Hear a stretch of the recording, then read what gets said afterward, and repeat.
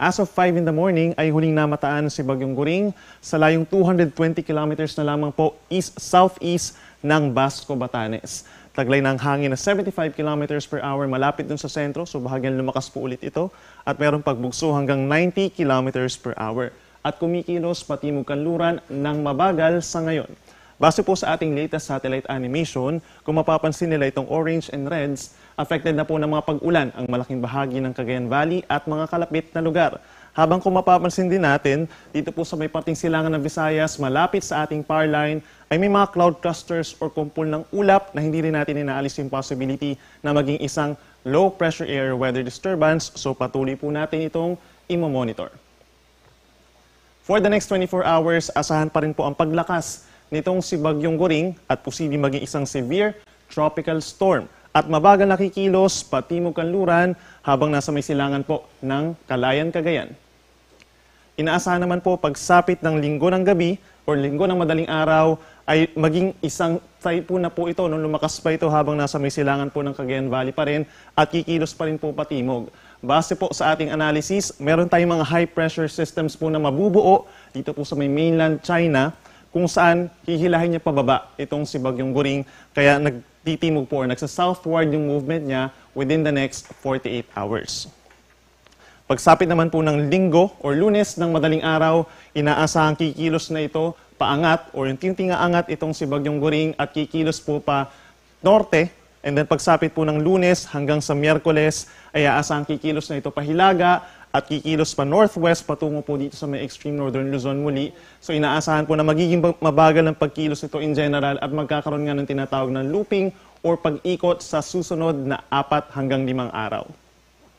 Base din po sa ating latest track, kung mapapansin nila, yung ating cone of probability, kung mapapansin nila, posibleng dumikit po dito sa may parting Cagayan Valley. So ibig sabihin, yung sentro mismo nitong si Bagyong Goring ay maring dumikit dito po sa may parting Cagayan ni Isabela at maapektuhan din ng malakas na hangin ang malaking bahagi pa ng Northern Luzon, kabilang ng Cordillera Region, Ilocos Region at malaking bahagi po ng Central Luzon. So lagi po magantabi sa updates ng Pag-asa. Possible pang magbago yung lawak ng bagyo na sa ngayon po ay nasa 320 kilometers, yung direksyon at yung bilis ng bagyo rin, inaasahan din po magbabago sa mga susunod na updates natin. Sa ngayon, meron na tayong nakataas na tropical cyclone wind signal number 1 sa ilang lugar po sa Cagayan Valley. Kabilang na dyan ang Batanes, eastern portion of Babuyan Islands, gayon din ang eastern portion of mainland Cagayan, at northeastern portion of Isabela. So simula po bukas, posibleng makaranas ng gusty winds ang malaking bahagi po ng Cagayan Valley at inaasahan pa sa mga susunod po na bulletins ng Pag-asa, mas maraming lugar pa po ang magkakaroon ng tropical cyclone wind signals number 1 or even number 2 dito po sa may silangang parte ng Luzon. Inaasahan po natin na magkakaroon tayo ng signal number 1 dito po sa may parting rest of Cagayan Valley, sa may Aurora. Kapag bumaba pa yung bagyo, worst case scenario, magkaroon din po tayo ng signal number 1 over Quezon Province as well as the northern portion of Bicol Region.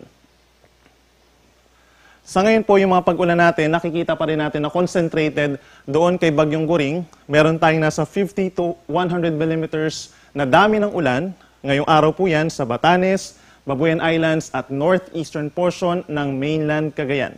Inaasahan din po yung mga 50 to 100 millimeters na ulan or nasa light to moderate with at times heavy rains po over the eastern portions of Cagayan and Isabela at magpapatuloy pa rin ang mga pag-ulan doon plus northern Aurora. So mag-ingat po sa mga posibleng pagbaha or pagguho ng lupa doon at magantabay po sa ipapalabas na rainfall advisories or heavy rainfall warnings ng Pag-asa.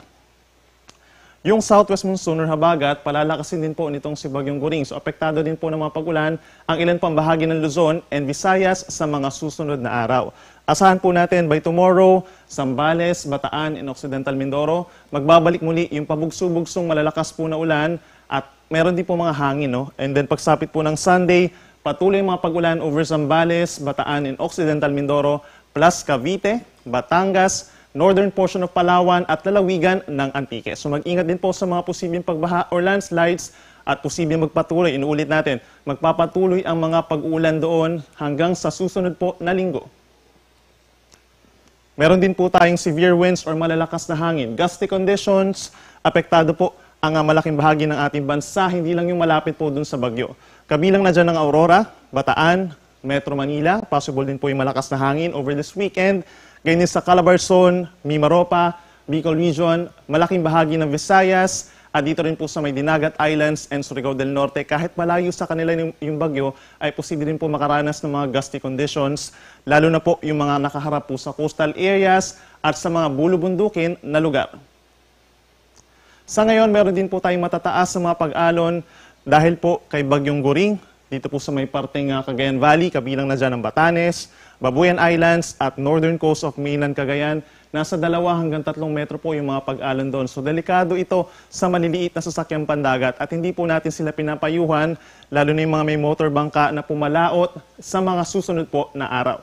Hindi rin natin inaalis yung chance na magkaroon tayo ng gale warning as early as Sunday or Monday sa malaking baybayin po ng northern and eastern portion of Luzon. And then pagsapit ng Tuesday onwards, magkaroon din tayo ng mga pag-alon na matataas sa natitirang baybayin pa po ng Luzon and Visayas. Inuulit natin po pagsapit or in terms of track and intensity nitong si Bagyong Goring, inaasahan po nakikilos ito paikot or magluluping po ito sa susunod na 4 hanggang 5 araw. Inaasahan kikilos for the next 3 days or hanggang sa Sunday, patimog dito po sa may silangan ng Cagayan Valley. Then pagsapit po ng Lunes hanggang Miyerkules ay kikilos naman pa norte habang humihina yung high pressure po dito sa may parting mainland China. So nagkakaroon siya ng chance na umangat na at kumilos patungo dito sa may extreme northern Luzon and Taiwan. So possible pa rin po magbago yung ating track based dito sa ating latest track. Posible pa siyang magbago given po yung ating mga weather systems ay nagbabago din po. No? At pagsapit naman sa intensity, nakikita natin sa ngayon ay posibleng lumakas pa ito bilang isang typhoon given na nasa may karagatan ito. Pero hindi rin natin nirule out na maging isang super typhoon ito pagsapit po ng Sabado or Linggo dahil nagra-rapidly intensify po siya sa ngayon dahil sa mga favorable conditions, yung mainit na karagatan at mababang vertical wind shear or lakas ng hangin. So for the next 24 hours, apektado pa rin po ang malaking bahagi ng Southern Luzon, Visayas and Mindanao ng habagat or southwest monsoon at unti pa rin itong pinalalakas nitong si Bagyong Goring habagat sa mga susunod na araw. Asahan pang lalakas pa po ito. For today, pinaka-apektado ng habagat ang mga lalawigan ng Occidental Mindoro, Palawan, Zambales, and Bataan. Meron na po tayong kalat-kalat na ulan and thunderstorms doon ngayong araw. So mag-ingat sa mga posibleng pagbaha or pagguho ng lupa. Yung ating mga kababayan sa norte, Ilocos Region, Cordillera Region, lalo ng Cagayan Valley, asahan po yung kalat-kalat na ulan, makulimlim na panahon, at minsan malalakas po yung mga pag-ulan. So mag-ingat din sa mga flash floods or landslides. For Central Luzon, Metro Manila, Calabarzon at dito rin po sa Bicol Region, mostly cloudy skies tayo throughout the day. Then makakaranas din po ng mga isolated rain showers or thunderstorms simula po sa tanghali hanggang sa gabi. So hindi naman tuloy-tuloy yung mga magiging pag-ulan ngayong araw. Sa ating mga kababayan sa Visayas, asahan po ang bahagyang maulap at minsan maaraw naman na kalangitan. Then sasama ng mataas na chance ng mga pag-ulan tanghali pa lamang over the western portion of Visayas. Meron din mga localized thunderstorms over central and eastern portions. At panghuli sa ating mga kababayan sa Mindanao, bahagyang maulap hanggang maulap din ang kalangitan and generally maaraw naman dito sa may eastern portions, sa may Caraga Region, Davao Region, and northern Mindanao sa umaga. But then nagkakaroon muli ng mga pagkildat pagkulog na minsan malalakas po dito sa may Zamboanga Peninsula, Bangsamoro Region, and northern Mindanao, pagsapit po yan ng hapon at gabi.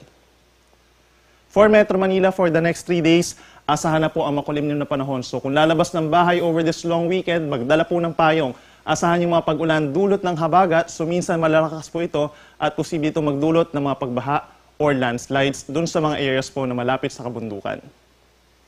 Sa ating mga kababayan over Baguio City, magdala rin po ng payong or kapote for the next 3 days kung mamamasyal tayo doon. Asahan din na makulimlim na panahon at minsan malalakas na mga pag-ulan, lalo na po sa Sunday at sa Monday dahil palalakasin itong si Bagyong Goring ang habagat over most of Cordillera Region and Central Luzon. Sa ating mga kababayan over Bicol Region, apektado din po ng habagat ang malaking bahagi nito, kabilang na dyan ang Legazpi City. So asahan natin yung mga kalat-kalat na ulan and thunderstorms. Mag-ingat din sa mga posibleng pagbaha or pagguho ng lupa. Sa atong mga kaigsunan din na over Metro Cebu, by tomorrow, partly cloudy to cloudy skies pa rin naman at aasahan ng mainit na panahon. At pagsapit po ng Linggo at Lunes, palalakasin ng habagat over most of Visayas. So asahan din po ang maulap na kalangitan na sasamahan ng kalat-kalat na ulan and thunderstorms. At panghuli sa atong mga kaigsunan din na over Metro Davao, hindi po sila apektado ng habagat ng bagyong Guring sa susunod po na 3 araw. So asahan yung mainit at maalinsangan na panahon, bahagyang maulap at may mga thunderstorms na walang kinalaman sa bagyo. Si Haring Araw ay sisikat 5:43 AM at lulubog 6:13 ng gabi.